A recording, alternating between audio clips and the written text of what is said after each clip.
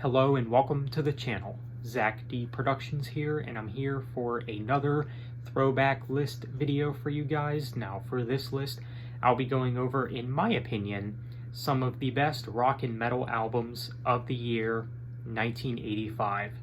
So this list is in no particular order, and if your list is different than mine, that's totally fine with me. Just feel free to leave your list in the comments, of course. So I do have about 5 albums for this list, so let's go ahead and get started, and we'll start off with, of course, one of the more obvious ones.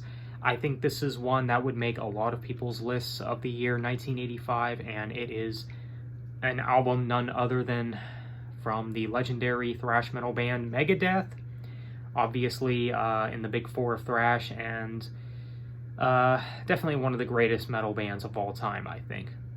But the album that they've released in 1985 is, of course, their debut album, Killing Is My Business and Business Is Good.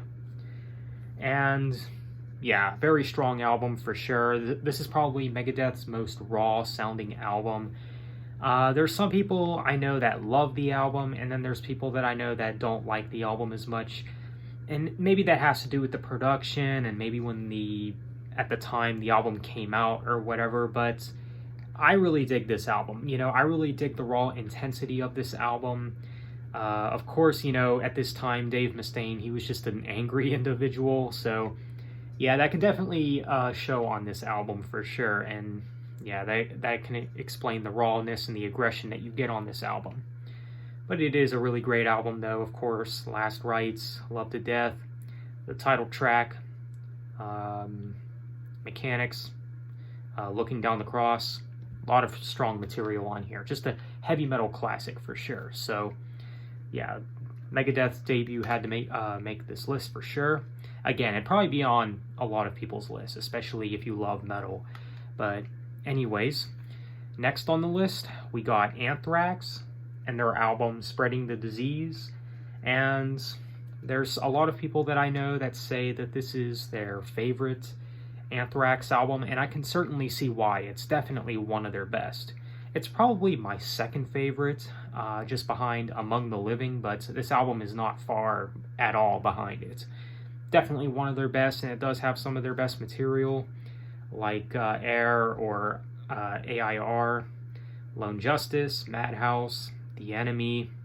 A lot of really great stuff on this album for sure. I mean, this is early on in Anthrax's career, and it just shows that this was really when they were at their peak, I think.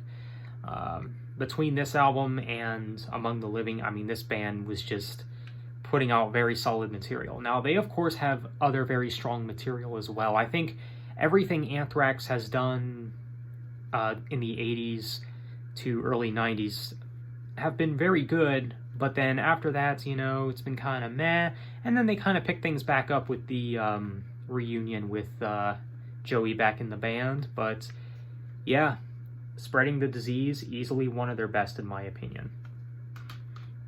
So next, this album here is by the band Rush, who is definitely one of my favorite bands of all time for sure. And this album here I think is kind of underrated. I mean, if you had to make me choose Rush's most underrated album or one of their most underrated, I'd probably go with this one. But the album that's up next is Power Windows by Rush.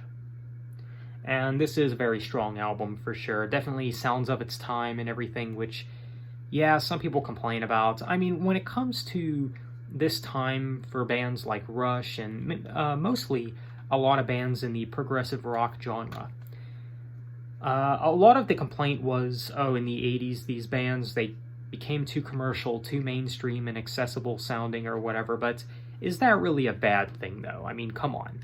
Now, Power Windows, I would agree it's not one of their best by any means, but I do think it's a very good album, though, and again, kind of underrated. Really, I like all the songs on here, to be honest. I mean, I know that this album would be in the second half of some people's rankings when ranking the Rush discography, but I personally don't understand that, man, because I like pretty much everything on this album. But of course, some of my favorites on here would have to be The Big Money, which is of course one of their classics, The Grand Designs, Manhattan Project, Marathon, Territories, which I think is a very underrated Rush song, and of course Mystic Rhythms. Pretty unique song for the band, has some atmosphere and kind of theatrical, pretty cool song, but yeah, I like the album overall. Sure, it may sound of its time and everything, and you can argue that the album hasn't held up very well, but I like the album. So yeah, Power Windows by Rush. Alright, so next, this album here is by the band Asia, of course one of my favorite supergroups. And the album that they've released in 1985 is their third studio album, which is entitled Astra. And yeah, probably one of their best. I would have to say it's probably one of their best. I mean, it does have some of their best songs, of course, like Go and Too Late. Both really great songs, especially Go. That's easily one of their best songs.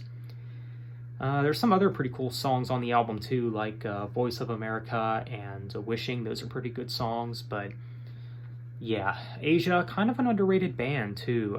Not a band that gets a lot of recognition besides, you know, the success that they got from their debut album, of course, but I think this album is pretty solid as well. Now, their debut is definitely their best, but Astra, I think it's a pretty good album, and if you're new to Asia, maybe you're looking to check out the band, would this be a good start when getting into them? You know, a good introduction? Yeah, I mean, it's definitely one of the best introductions to getting into Asia, but I would definitely recommend starting with the debut and just go from there. But, you know, I don't really see a problem if you wanted to start out with this album as your introduction to the Asia discography or whatever, and looking into their music more. But yeah, pretty cool album, I think. So, Astra by Asia. So lastly, this album here is by Aerosmith, of course, one of the most legendary rock bands, and the album that they've released in 1985 is their album Done with Mirrors, which, in my opinion, is kind of an underrated album from Aerosmith. This is actually one of their heaviest albums too, I must say. It's pretty raw sounding, and yeah, I'd say it's one of their heaviest albums. Now, of course, it's not like heavy metal heavy or anything, because, you know, Aerosmith makes hard rock, not heavy metal, but pretty heavy for Aerosmith, I think. Of course, you got songs on here like Let the Music Do the Talking, My Fist Your Face, which is definitely one of my favorites on the album, Sheila. There's some pretty good stuff on this album. So yeah, I mean, it's not one of their best by any means, but I still think the album is kind of underrated, and it's a very good album overall. So, Done with Mirrors by Aerosmith. So there you have it. That is a list of some of my favorite rock and metal albums of the year 1985. So let me know what you guys think. So with that being said, be sure to leave a like and subscribe if you haven't already. Thank you for watching. Have a nice day and take care.